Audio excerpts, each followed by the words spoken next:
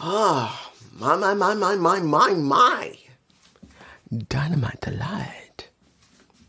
We can now say Dynamite to light very easily because what do we get right now? We got a new AEW Dynamite.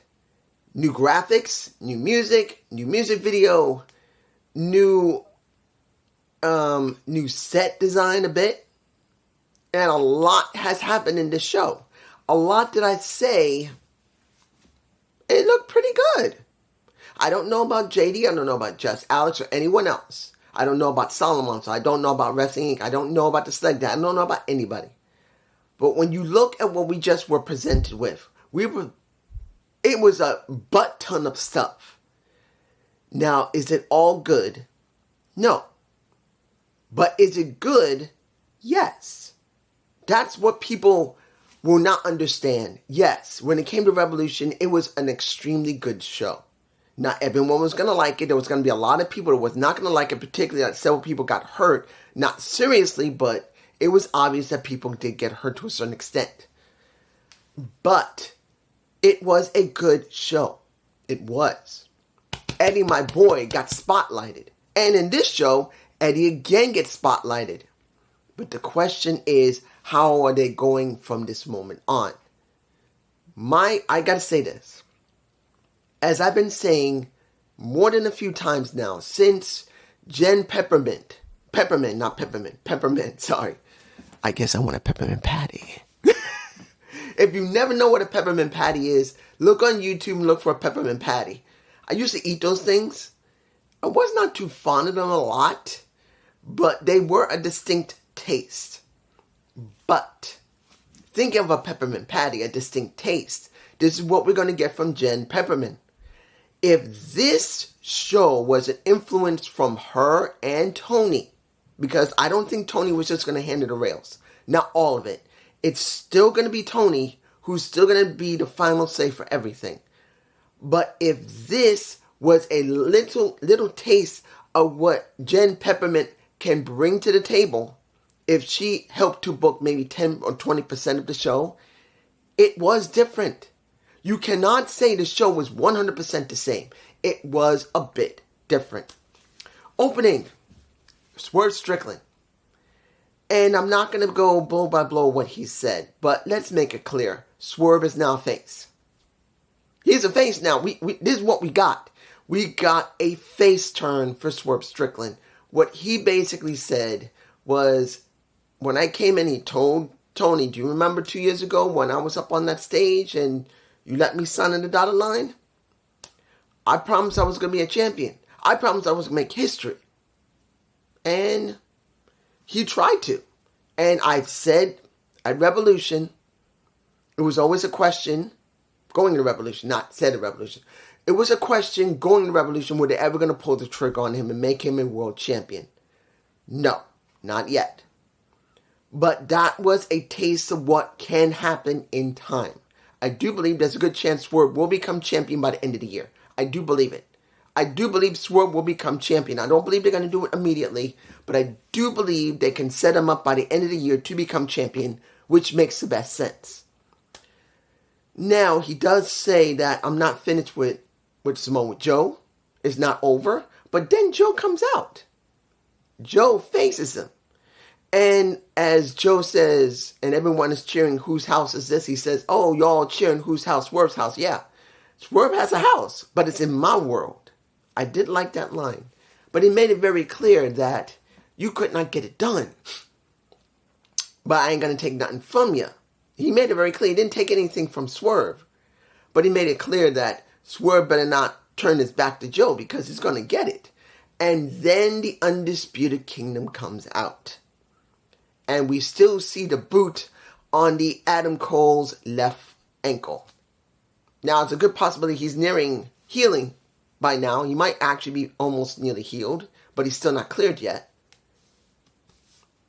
The question is going to be, when will he be fully healed? Will it be near the middle of the year or the end of the year? It's a little overexposed. Hang on. It's a big question how long until he's actually ready to get back into the ring. Because, how long has it been? Like 3 months? And that could take a while to heal when you have to have double surgery on your ankle. Because he had 2 surgeries, guys. But you wonder when he gets into the ring. But until he does, he's still a good mouthpiece for the Undisputed Kingdom. He puts over Roderick Strong. He puts over the Kingdom. He also puts over Wardlow, saying that title's coming here. To him, not to the Kingdom, not to Strong. Him. Eventually it's going to be him who's going to get that title. But he made it very clear. Nothing else matters. And he does put over Joe a little bit. He does put over Swerve a little bit. But it's still going to be about Wardlow. But then there was an attitude. A little bit of an attitude when it came to the Kingdom dealing with Joe and dealing with Strickland. And I was hoping they were not going to do a title match. Because when this was set up, because Adam Cole wanted to set this up for next week, but then Tony overrode him through Tony's earpiece. Which, I gotta say this, when it comes down to it, there's a major issue when Tony does that. Because he doesn't give it time to marinate. For me personally, yes, it is good they're not going to wait so long and then they mess up the segments to try and throw something in there. But I wish they would wait at least a few minutes before they do it instead of a few seconds. I don't think it's really good to always rush something. I'd rather give it like 5 minutes to marinate in the minds of the fans at home and the fans at the arena that something's going to happen. But if you're doing it so quickly, they don't have time to really gain anything from it. So I'm not fond of what Tony does by always making these announcements so quickly before the story has even begun to start for the next couple of minutes. That's just me. The match between the Kingdom and Joe and Strickland, let's make it clear. This was about making Strickland look like a credible threat. And that's what it was. Did I love how Joe worked? Of course I do. But this is about making Strickland look like a credible threat. Going forward with the plan to eventually give him the damn title. Now, I'm not having a problem with that. But as long as Strickland is booked not as a dumb babyface, because they have a tendency, no matter if it's AEW or WWE or TNA for that matter, they'll make someone just a go-getter and act stupid. As long as you keep Strickland as he is, and yeah, he's not doing so many bad things anymore, but it's still Strickland. That's what it's going to come down to. Strickland does win, but then he gets choked out by Joe after the match is over when Wardlow comes down to really strut his stuff to make sure that everyone understands this is about Wardlow's time. That was the best thing they could have done. Having Wardlow come out, distract Strickland, and then Joe chokes his ass out when he says, I'm not going to let anybody distract me and I'm not going to turn my back to Joe. But you did. It's good. But I know you're going to say, dude, then he acted like a stupid heel. Babyface. No. He didn't. This is still Swerve. Swerve has been caught with his pants down a few times. When someone comes out like a Keith Lee or like a AR Fox or a Darby Allin for that matter. He has been caught. So it's not something that's not uncommon with him. But in this situation, you've got to make it important that Wardlow's important, Strickland is important, and Samoa Joe. But I'm kind of wishing they did not rush it with Wardlow and Joe, but they decided to do it next week for the I forgot the name of the Big Business. I believe that's the name of the show next week. So that's where they're doing it. Next, the FTW FTW rules and the FTW title up for grabs, and that's Hook versus a Brian Cage. I'm going to tell you this. I still want to see the FTW title either become a mid-card title, stick it on Collision and keep it there, or get rid of it. I'm just being honest here, because they got so many titles floating around from ROH and the rest of the shows. It's just too many titles. They need to slim those titles down.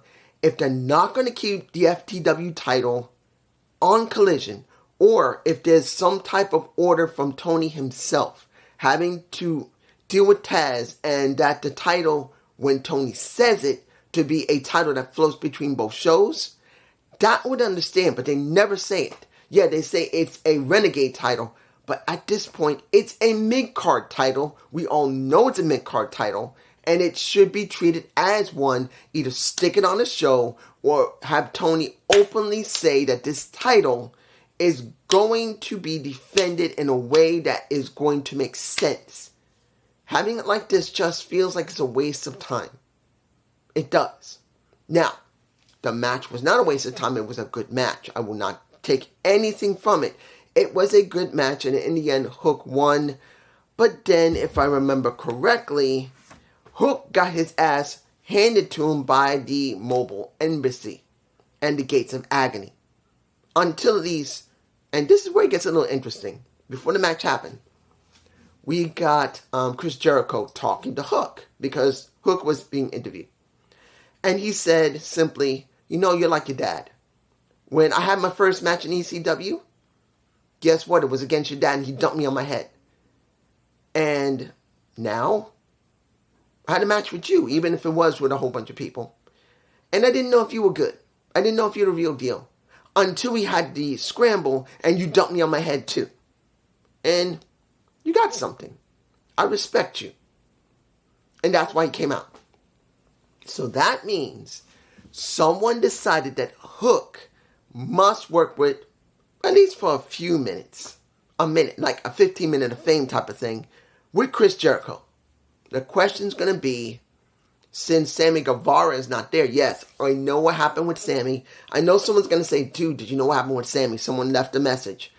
And he was a bit pissed about it. You know who you are. You were a bit pissed about it. But I made it very clear. If we're going to go fairly, when he had that other suspension with Eddie Kingston, yes, he might have antagonized some of Eddie, but Eddie took it too far, and Eddie's the one, along with Sammy, got suspended. But it was Eddie who made it worse. Here, and I did see what happened to Jeff, and seeing his nose was broken, and it was not allowed afterward, the match that were having. He was not supposed to do what he was supposed to do. We don't know the full scope of what's going on.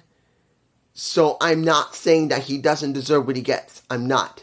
We just got to wait for more information to come out and see how he's going to be punished. Next to being suspended, what are they going to do with him now? Because now that he's been suspended, how are they going to book him when he comes back, counting on how long he's gone? Because look what happened to Jack Perry. He never came back. He quit AEW and went to New Japan Pro Wrestling. We got to know what they're going to do with Sammy now. Is it going to be a long suspension? Is it going to be small? We don't know.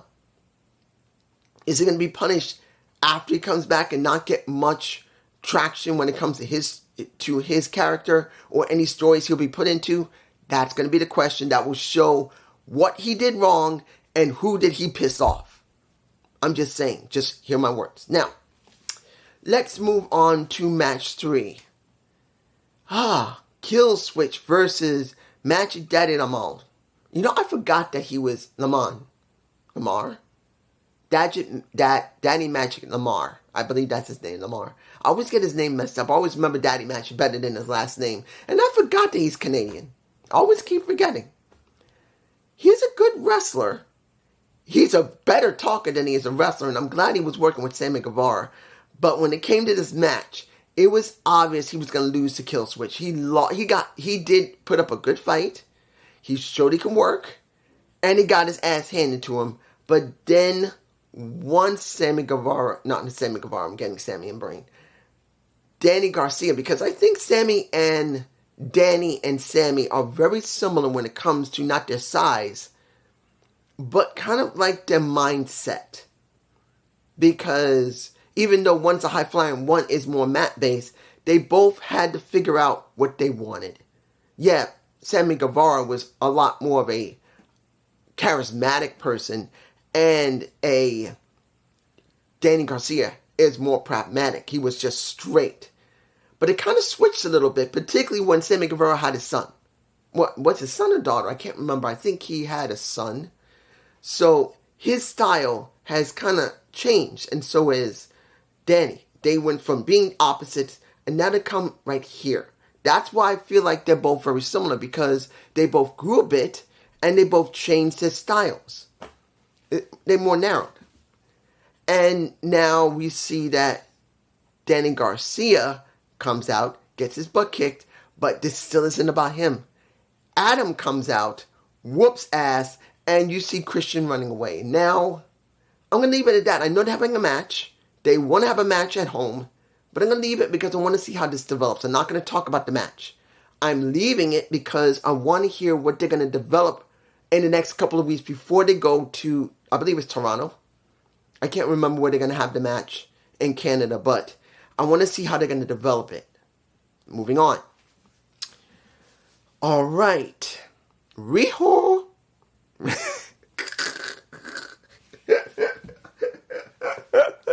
I can't believe I just did that.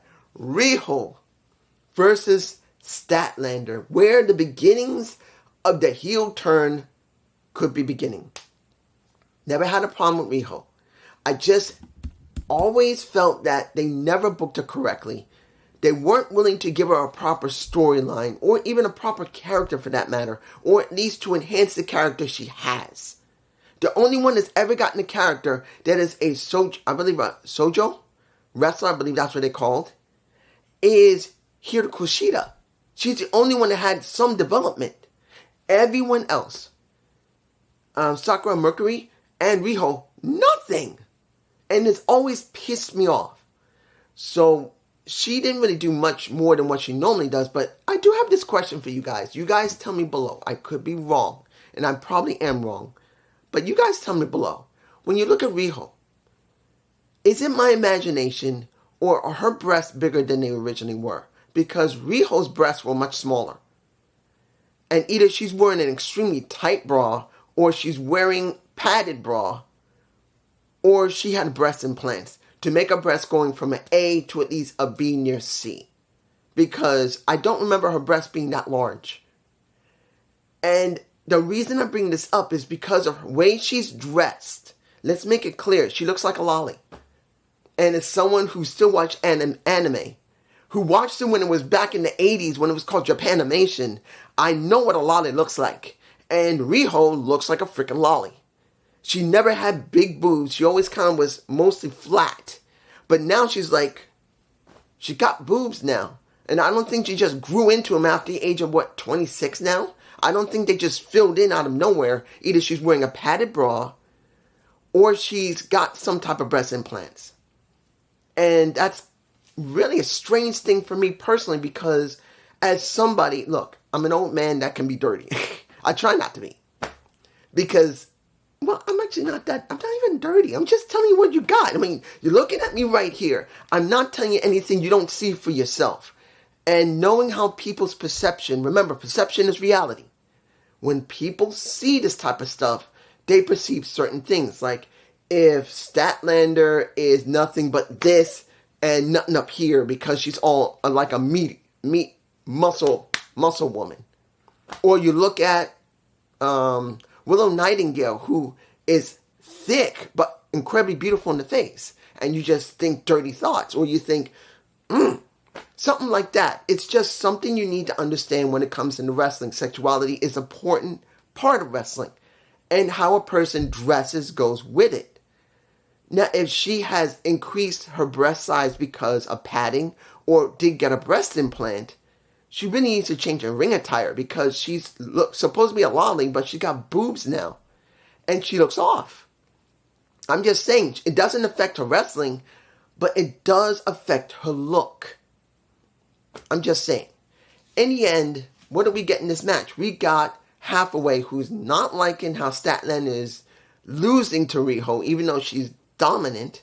And he decides to throw a chain into the ring and decides, you know what, girl, you need to do this. And she takes the chain. She's looking at it. She's considering it. She throws out the ring and then she gets big.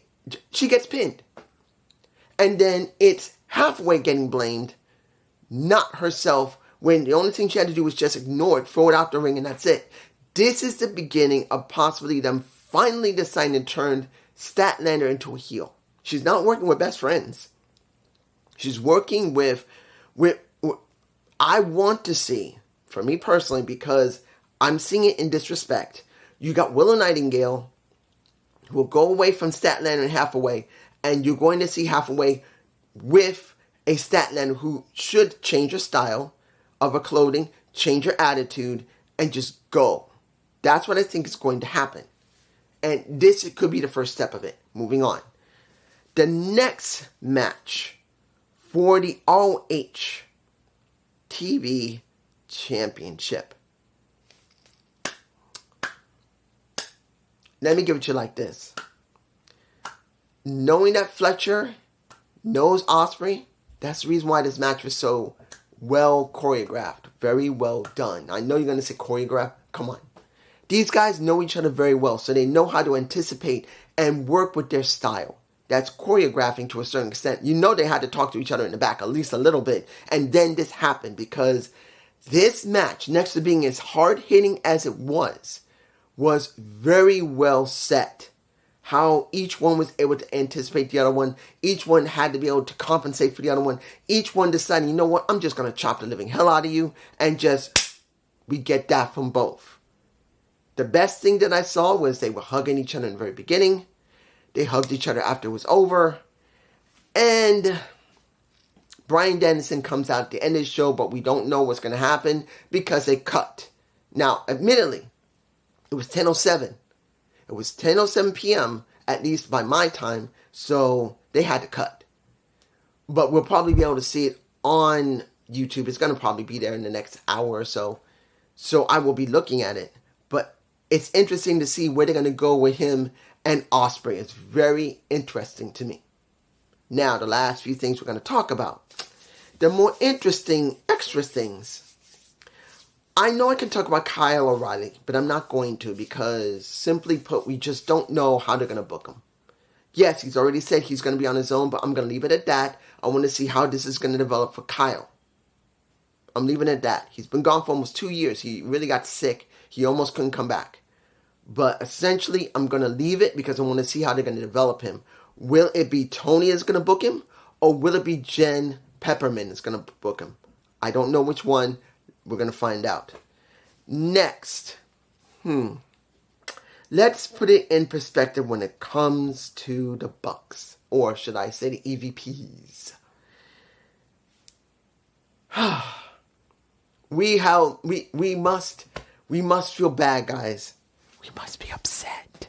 We must be heartbroken that two of the most finest wrestlers in the Elite one has been suspended because he beat up on the ref, and two has been fired from the Elite because he's missing and he doesn't want to come to work, and that is Kenny Omega, who is still sick and hopefully will recover, and I want to see him recover.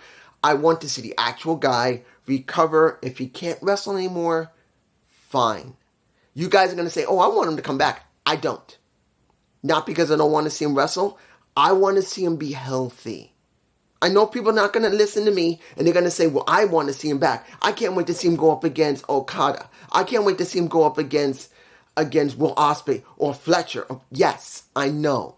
Who doesn't? But what is more important to you? Getting entertained or knowing a guy is going to be able to live the rest of his life in no pain? For me personally, if he never comes back, I'm cool with it. He can come back as a writer. He can come back as a creative. He can come back as an agent.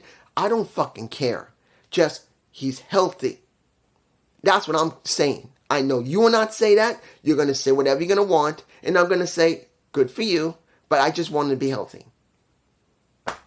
But that's where they went. And then we get a little Eddie Kingston coming out. My boy, Eddie. My boy, Eddie. And simply put, Eddie throws some money, I think it was at Matt, because he said, well, I'm dressed like this. What?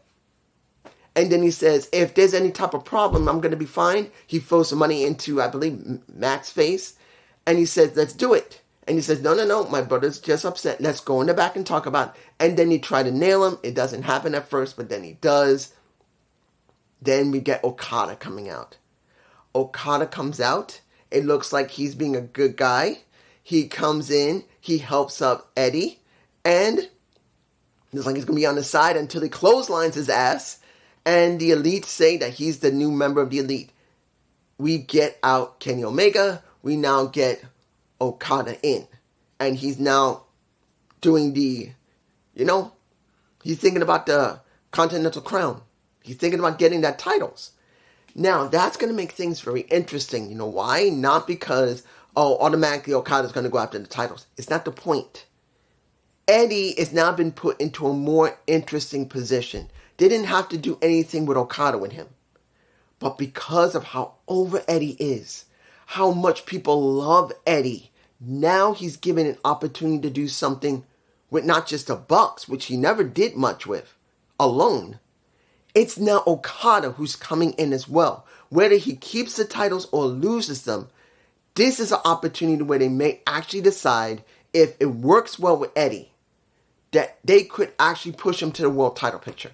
Which, I'm telling you right now, if Eddie is finally done with the Continental Crown and they moving into the main title picture, it will actually make great sense, because he is someone that people know is a great talker. He can wrestle pretty well, and he's got enough charisma that people just adore him.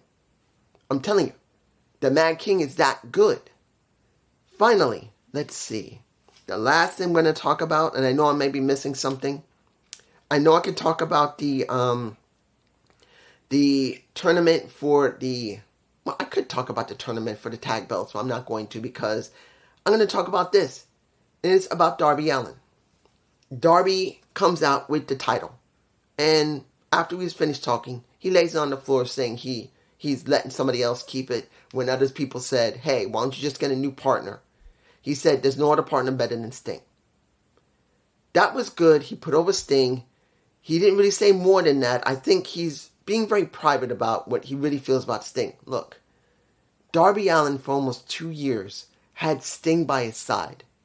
And this is something that's very, very rare. That he got a chance to work with everybody's idol. He got to learn from Sting. And in actuality, I bet you Sting is going to be close with Darby for the rest of his life. Because I bet you that he's taken a really good liking to Darby. And he'll probably think of his own kid. Just like his own sons. He'll always watch out for him. I think that's the truth. He'll probably call him. He'll check up with him. He'll always be there for Darby. Because I think he actually loves the guy. So, that's good for that. But when he talked about, I'm cut up, I'm lacerated, and next week I got a match with Jay White. But after that, and Tony Schiavone asked him what he's going to be doing after that. He says, I'm going to Mount Everest, and he wasn't going to lie. And I think this is showing that he knows what he's really dealing with. He was told, you're going to Mount Everest. Not everyone comes back from it. He openly says, I could die from this. But if I'm going to die, my last match before I go to Everest, because he's been training, he said, if this is my last match, I'm going to give you everything that I am, because this is the person that I am. Because I don't know if I'll come back from Mount Everest. Which, that's not a joke, guys. People have died on that mountain. So, this is a very important type of situation. And then we get Jay White coming out talking to him, talking about Sting, which I didn't need to say much more than that, because Jay White did it already. Even though he was acting heelish, he made it very clear, you don't know what you're dealing with. Don't do this. Just simply don't have the match with me, because you're never going to be normal. He says, are you done? I'm going to challenge you, because I don't know who you are. I don't know if you can do anything. You're nothing, but you talk a lot of shit. You did all this stuff in the Tokyo Dome, but when you came here, you done nothing. You know what? I'm going to challenge you. So that's all right. Darby Allin's made that decision. So I'm going to tell you this. Was this a good show? Yes. Did it have flaws in it? Mostly, yeah. There were some flaws in there. You wonder what's going to go on when it comes to Kyle O'Reilly. What's going to happen with Fletcher? What's going to happen with Okada? What's going to definitely happen with Ospreay? How they're going to book that? What is going to happen after Darby Allin goes to Mount Everest? Hopefully he comes back safe. Will the Bucks be not too overbearing when they're in the tournament? I don't know. But this is just me. Peace.